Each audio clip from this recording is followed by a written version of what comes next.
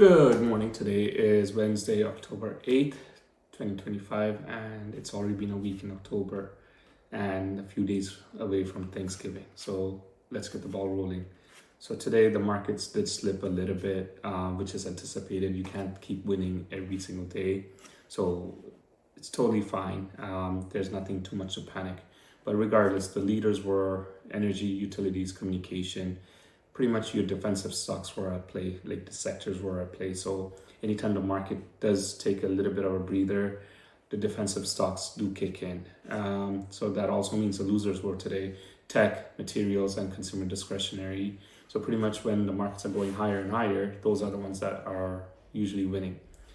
And in real estate spotlight, I want to talk about Peel region. So this week's numbers, so the amount of homes that were sold were about 312 in Peel region, and the new listings were up by 3% week over week, but year over year it's up by 18%, and the total number of new listings were about 606. The listings to sales ratio, which is one of my favorite indicators, fell at 20%. That pretty much means it's a super buyer's market. As I mentioned earlier, anything from 0 to 40 is a buyer's market. Anything 40 to 60 is a balanced market. Anything from 60 and above is a seller's market. So right now it's a super buyer's market, and I know you can get a really good deal in Peel region right now.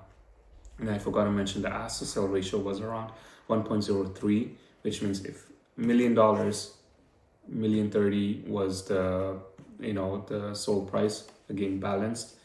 A little bit of pricing inaccuracies, price balance. So even then, it's still a really good balanced market.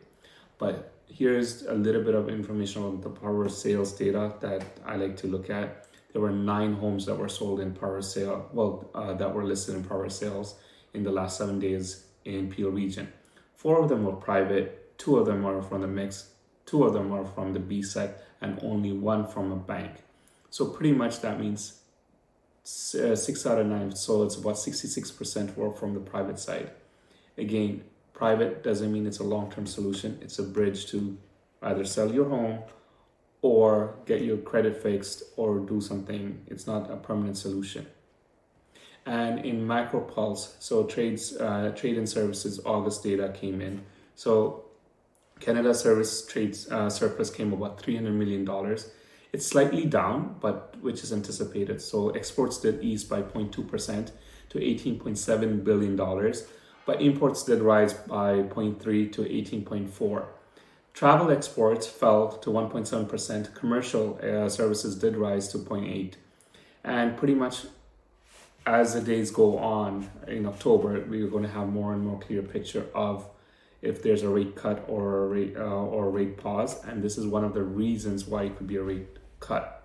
And other news as well, retail commodity surveys for July did come in. Total sales were about $4 billion, which is up by 4.8% year over year. Majority of was motor vehicles, used cars, and alcohol, beverages, and gasoline did come down. So that's because of carbon tax. And retail commodity just means the stuff that Canadians do buy, like food, cars, clothing, gas, etc. But the ones I did mention were the major contenders.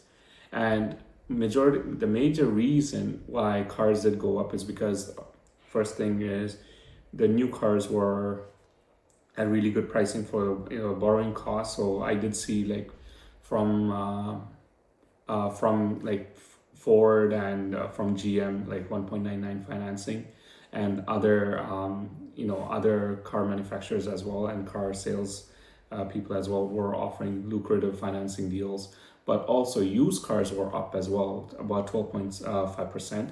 And the only reason I can anticipate for that is people want to get a used car where they're not paying for the premium of a brand new car. And in other news, there's pretty much like, just be aware of what's going to be happening in the next few weeks and months. Like look at the numbers for the unemployment data, the GDP, and if also more importantly look at the mortgage rate numbers, because right now we are getting around 3.75 to under 4 for fixed, but again, those things could change in the next few weeks. And also, more importantly, look into more and more data that's going to be coming for November, December, and possibly 2026. But again, until then, enjoy your Wednesday, stay safe, and I'll see you guys tomorrow.